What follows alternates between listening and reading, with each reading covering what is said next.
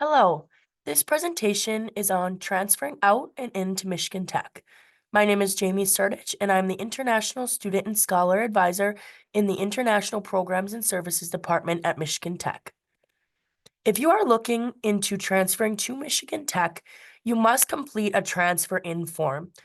Unfortunately, our office, International Programs and Services, does not handle any immigration document processing for incoming students. We only process documentation for students once they are physically here and enrolled in courses at Michigan Tech. So with that being said, if you are looking into transferring into Michigan Tech, you must go through our admissions department. If you are a graduate student, this admissions is in the graduate school, and their email is listed on the slide here. And if you are an undergraduate student, that is done through the admissions department, and their email is also listed here. If you are transferring your SEVIS record from one university to Michigan Tech, you do not need to pay the SEVIS I-901 fee again, which is what you paid when you got your visa. You must have a copy of your receipt when you had paid the SEVIS I-901 fee the first time if you need to end up getting a new visa. If your visa is currently active, you do not need a new one, even though you are transferring to Michigan Tech. But if it is expired, you can make a new appointment and just bring that copy of your payment receipt with you to your appointment, and you should not need to pay it again. Any questions regarding transferring into Michigan Tech can be directed to our graduate school or our admissions department to see their procedures. If you are transferring out of Michigan Tech, that means you are a current Michigan Tech student, and you will need to reach out to our department if you are interested in transferring. We do have a website on the International Programs and Services page that is all dedicated to transferring out of Michigan Tech. So we would recommend reading through that page and then seeing what documents are required of you to submit to us before we are able to process your transfer. You must request a transfer before your new university will have access to your SEVIS record. If you are accepted to a new university, that does not mean that we will automatically transfer your immigration record.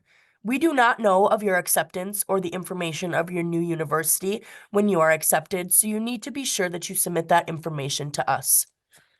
Another thing to note if you are planning on transferring out of Michigan Tech is that your governmental record, also known as your SEVIS record, is different from your academic record at Michigan Tech. So even though you finish the process with our department and your SEVIS record is transferred to the new university, there may be steps on the academic side of things that you may need to still take at Michigan Tech. Our department only handles immigration, and so you'll want to talk to the correct person and the proper channel in order to make sure you are good on every end of the scope. If you are a graduate student, it is a good idea to check in with the graduate school and let them know of your plans to transfer.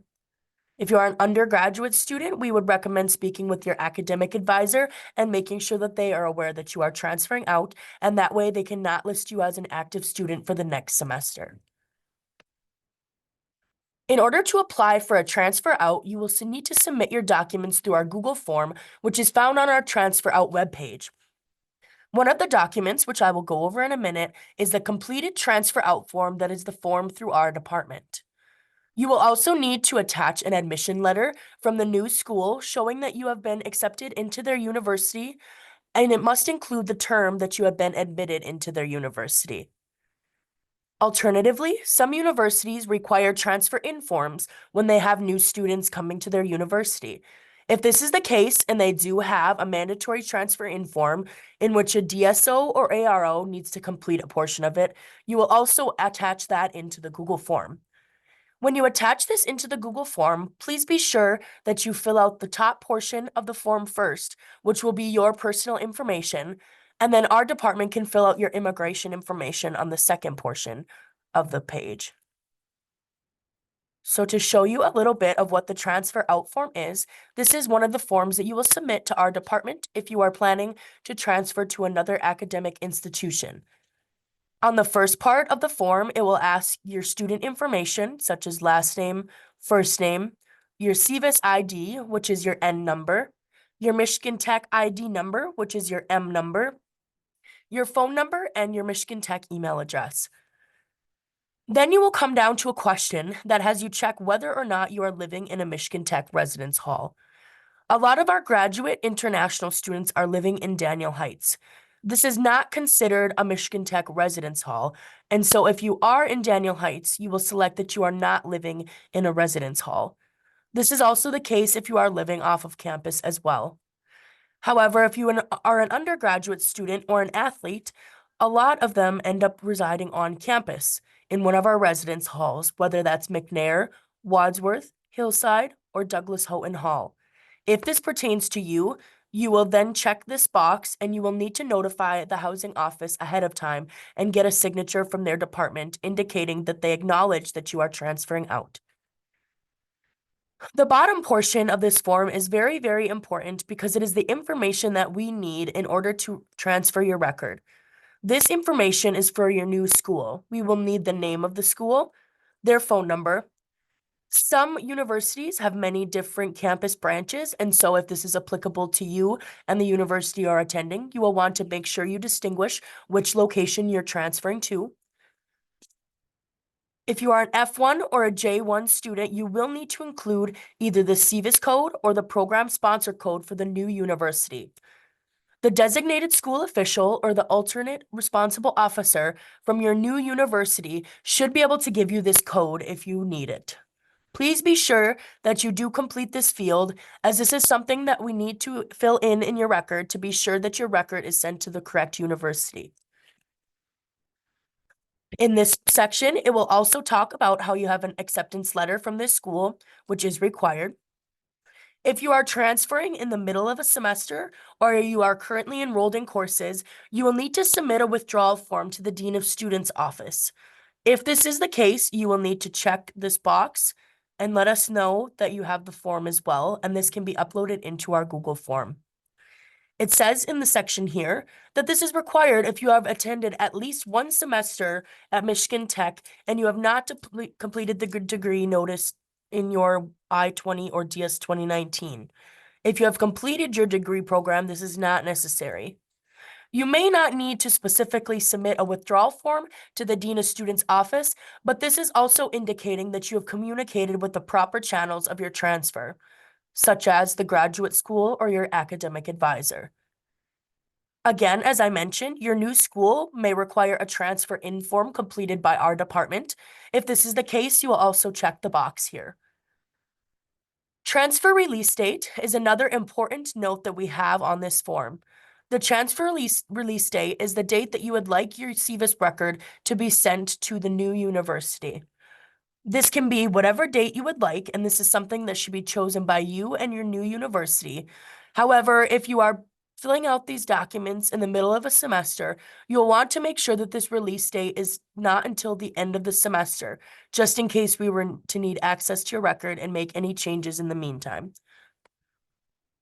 This release date, once you select it, we can process your transfer at any time, and whatever date you select, your record will automatically be transferred to the new university at 12:01 a.m. on the chosen date. As you can see from the form, the next field you will need to include is the program start date. This will be the date that you will be starting your program at the new university. If you are an OPT or OPT STEM, an important thing to note is that if you transfer during your OPT or STEM being active, your OPT authorization will automatically be terminated on the transfer release date because Michigan Tech will no longer have access to your SEVIS record. If this is the case and you are transferring before your OPT is over or before the end of the current term if you are an active student, you must include information on why you are requesting a release date earlier than the end of the current term. This will then need to be approved by the International Programs and Services Department. Finally, at the end of the form, you will include your signature and whatever date you are filling out of the form, and then this can also be uploaded into our Google form.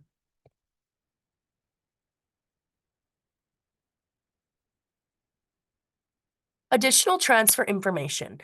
If you have completed your degree and you are an F1 student, you must have your transfer release date to your new university within your grace period. The grace period for an F1 student is 60 days.